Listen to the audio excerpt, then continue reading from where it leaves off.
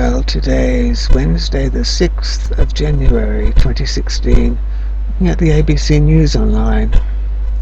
Now there's an article here about the Human Rights Commission and specifically the Sex Discrimination Commissioner's office the position hasn't been filled as Commissioner.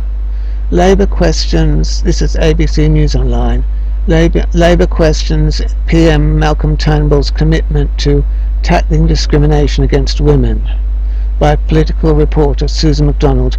I immediately wonder if Susan MacDonald is some sort of feminist, because as far as I understood, the Sex Discrimination Commissioner's position was to defend all genders, male, female and intersex.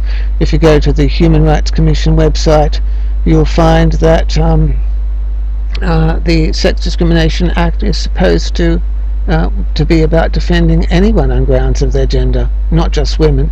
So this whole article, the whole tenor of this article, is about sex discrimination as being something that only affects women.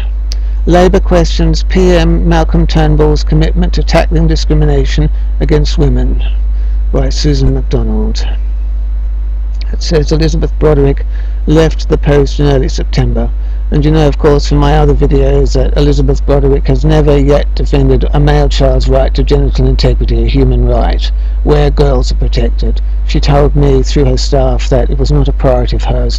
So for the last 8 years, defending a male child's right to his own penis has not been a priority of the Sex Discrimination Commissioners. And it has never been an office. It's not a women's commissioner. It is a Sex Discrimination Commissioner. So it is a Sex Discrimination Commission, that position. She's the person is supposed to be a commissioner who defends everybody, people and all genders. It is not a women's commission. It is not a men's commission. Prime Minister Malcolm Turnbull's commitment to tackling discrimination against women is being questioned, with the position of Sex Discrimination Commissioner left vacant for 4 months.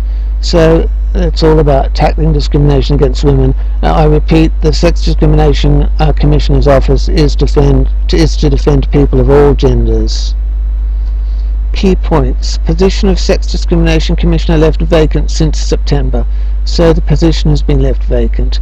ABC understands shortlist exists and interviews will be held soon.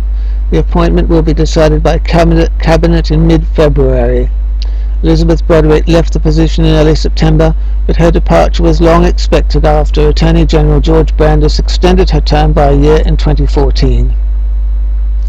Senator Brandis told Parliament in early November, in response to Labour's questions, that an announcement would be made very soon. I wonder if it will be another female Sex Discrimination Commissioner and another female who will turn a blind eye, a deaf ear and keep mum about male genital mutilation.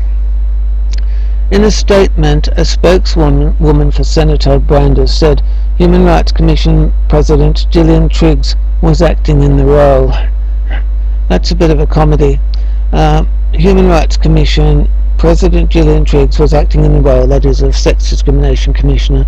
So you have someone who said, I believe that all children should be educated in their fundamental human rights. This is Gillian Triggs, who's been she's been the president of the Human Rights Commission for some years, but is yet to utter one word in defense of male genital integrity as a human right. She hasn't ever even put up a single web page. She hasn't even typed a little web page telling male children that genital integrity was their right. And she's sitting there now as Sex Discrimination Commissioner. Imagine all the boys she'll be defending. The recruitment process is well underway and an announcement will be made shortly, the statement said. The ABC understands candidates have been shortlisted for the position. I bet it will be a woman, won't it? It will be a woman. And interviews will be conducted in the near future, before the appointment is decided by Cabinet in mid-February. It seems to be politically correct. We've got to have a woman as Sex Discrimination Commissioner. There have been the odd stand-in Sex Discrimination Commissioners who were men. The opposition seized on the delay and linked it to Mr Turnbull's handling of what it called the Jamie Briggs and Peter Dutton debacle. It's all very well to talk. Who's saying this? This is Shadow Attorney General Mark Dreyfus. Yes, he's from the Labour Party. It's all very well to talk about tackling discrimination against women and stronger ministerial standards. This farce shows Malcolm Turnbull is failing on both these fronts, Shadow Attorney General Mark Dreyfus said. So if I hear that right, here we have again the Human Rights Commission's Sex Discrimination Office just exists purely it's all only about tackling discrimination against women. You can leave a male child to have his penis cut up, for example, and that's okay. It's more important to be concerned about a pinch on the tit or a pinch on the bottom of a human adult than it is to defend a male child's right to genital integrity, a human right. And Labour, he's from Labour. What did Labour do? What did Julia Gillard say? She said there is no place in any religion or culture for female genital mutilation. Did Julia Gillard ever defend one male child's right to genital integrity? Did she say that there is no place in any religion or culture for male genital mutilation? She didn't, did she? She just turned a blind eye, a deaf ear, and kept mum. That's the usual practice, isn't it? Mr. Dreyfus said it was unacceptable that women suffering discrimination had been left with no dedicated service for 4 months. So here we have it again. Only women suffer, don't they? Only women get discriminated against, and they're the only ones who need defending by the Human Rights Commission's Sex Discrimination Commissioner. Women suffering discrimination, it's unacceptable for 4 months. I might add that Elizabeth Broderick was Sex Discrimination Commissioner for 8 years and didn't defend one male child in all that time, not his right to genital integrity. She didn't, knowing full well that female children are protected from genital mutilation. Malcolm Turnbull has simply done nothing to fill this important position, he said. It doesn't appear to be a priority for him, and that is a disgrace for women everywhere. It doesn't appear to be a priority for him, and that is a disgrace for women everywhere.